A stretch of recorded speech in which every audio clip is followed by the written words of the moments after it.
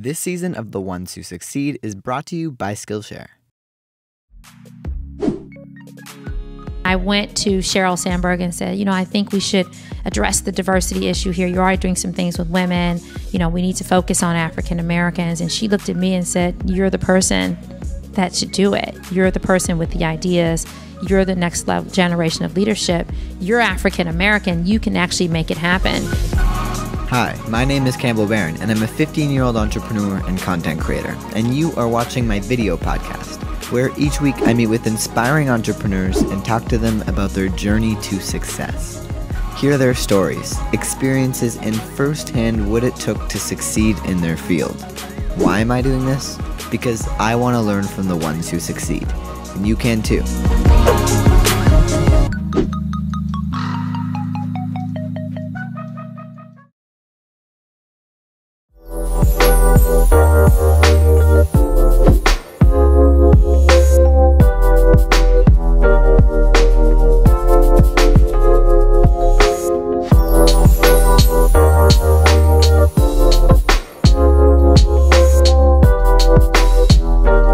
Ladies and gentlemen, welcome back to another episode of The Ones Who Succeed. I'm Campbell Baron, and today I'm joined by my wonderful guest, Stacy Brown-Philpot. So Stacy is the Chief Executive Officer of TaskRabbit, which is an online and mobile marketplace that matches freelance laborers with local demand, allowing consumers to find immediate help with everyday tasks.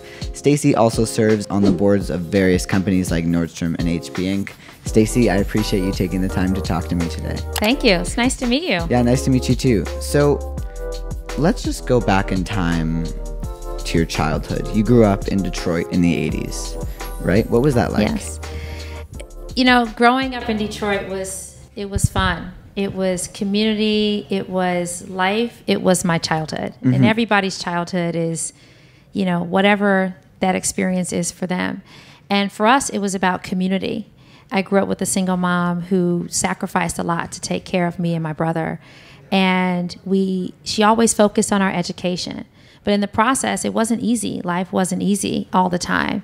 And because of those sacrifices, we had to sacrifice things too. So I definitely learned a lot about grit and perseverance and how to see the future as a brighter place that I could be a part of and I can help shape. Were you driven at a young age? I think so.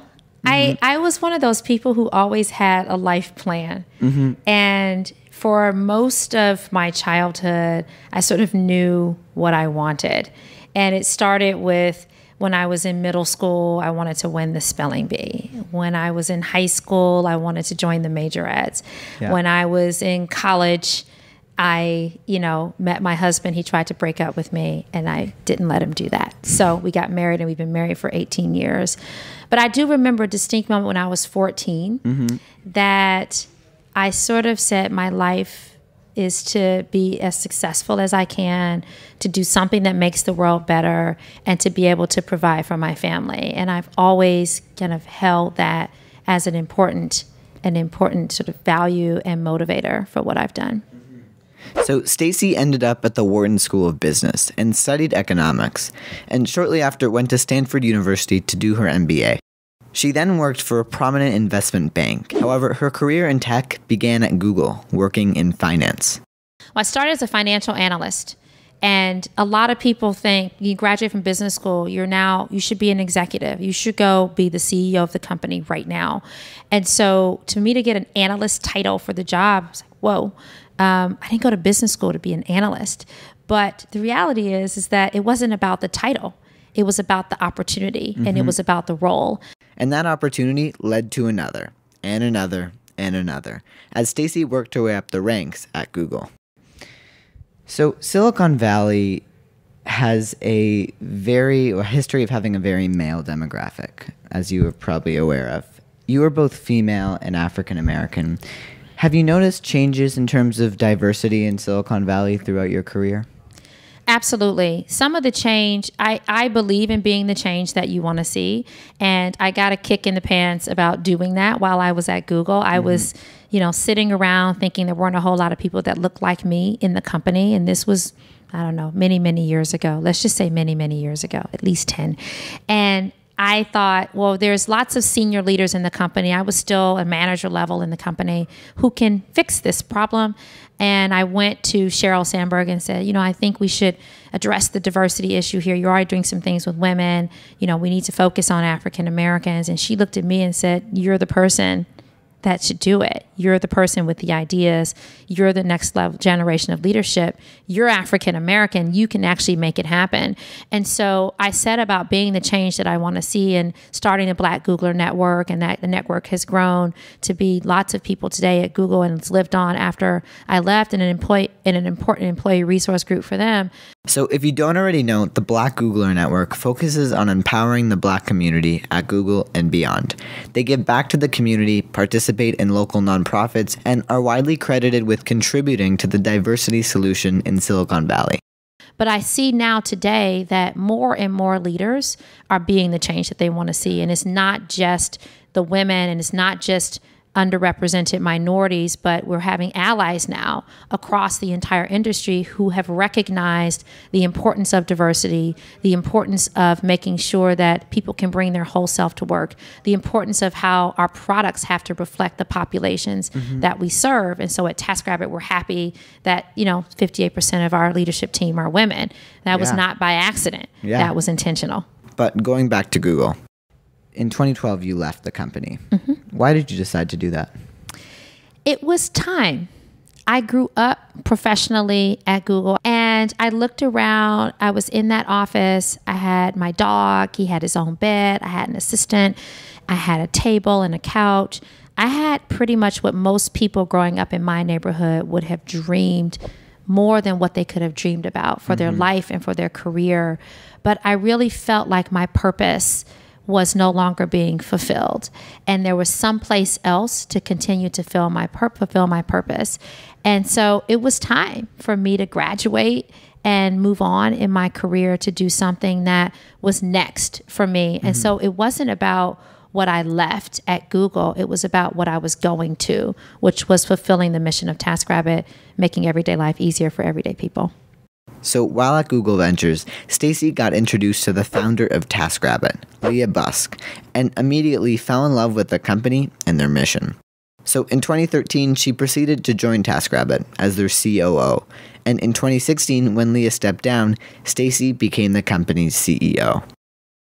Coming up, I continue my conversation, but first, a quick message from our sponsor. This season of The Ones Who Succeed is brought to you by Skillshare. Skillshare is an online learning community with over 20,000 classes in business, marketing, technology, design, and more. You can take classes in social media marketing, video editing, entrepreneurship, you name it, they've got it.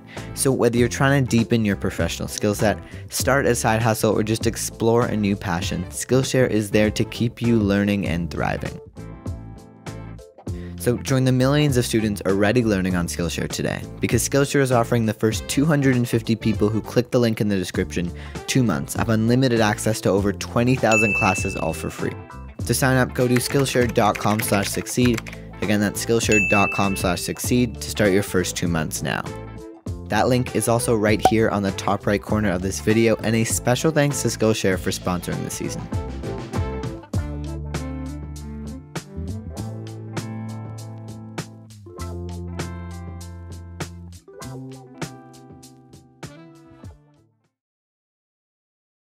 So I read that when you became the chief executive officer, you said that it was the position you always wanted. Can you elaborate on that a little bit? Yeah, it was the CEO of TaskRabbit was the position that I always wanted.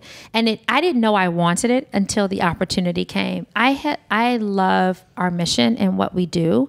And if I had a chance to advance the mission, this was going to be a great way for me to do that.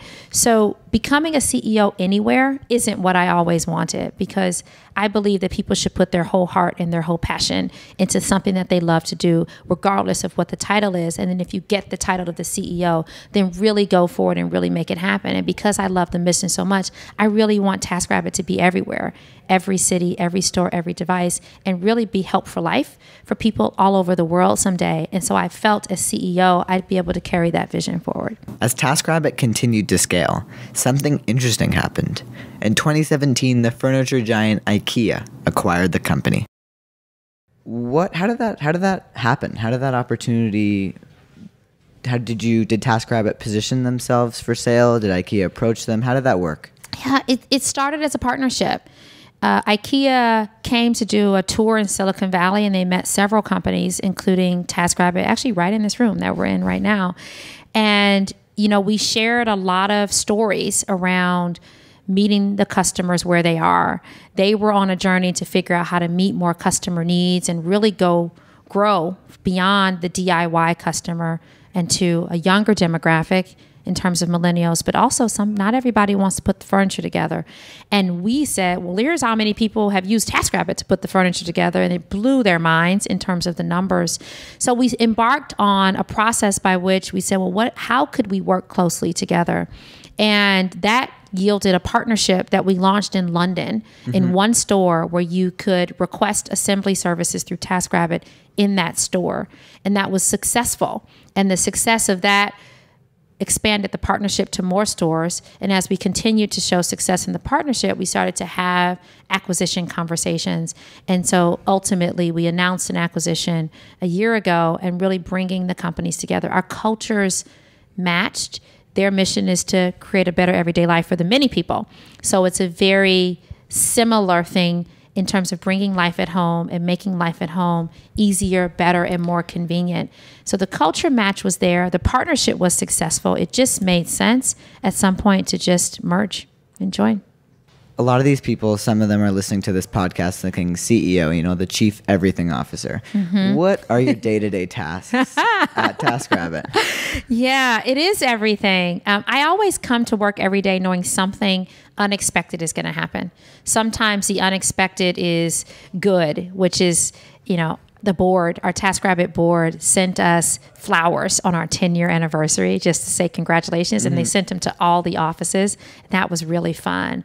Or I got on the phone with one of our oldest, longest standing taskers from Boston and just spent 20 minutes on the phone with him between tasks when he was about to paint somebody's house. And, he was so happy that I called him, and I was so happy that he answered the phone and he spent 20 minutes on the phone with me. So I kind of seek and know that there's going to be something unpredictable.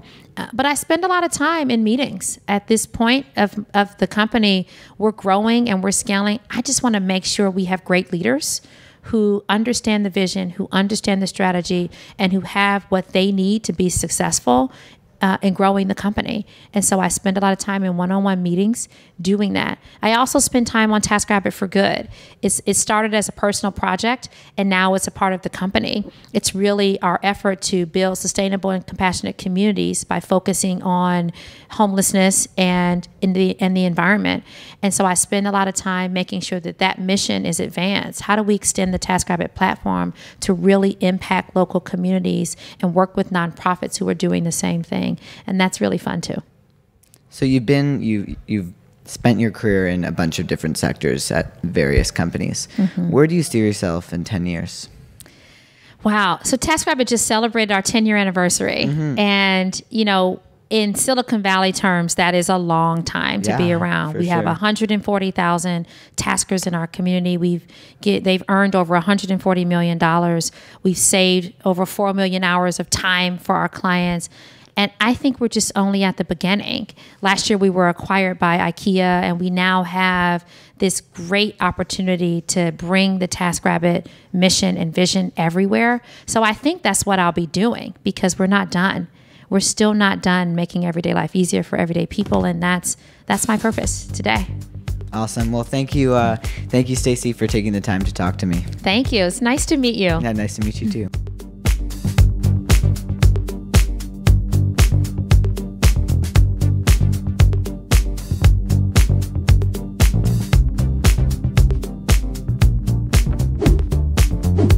Part of working in a company is the relationships that you build with the people. And so interesting. Focus and do a good job, but also build relationships with the people that you're working with.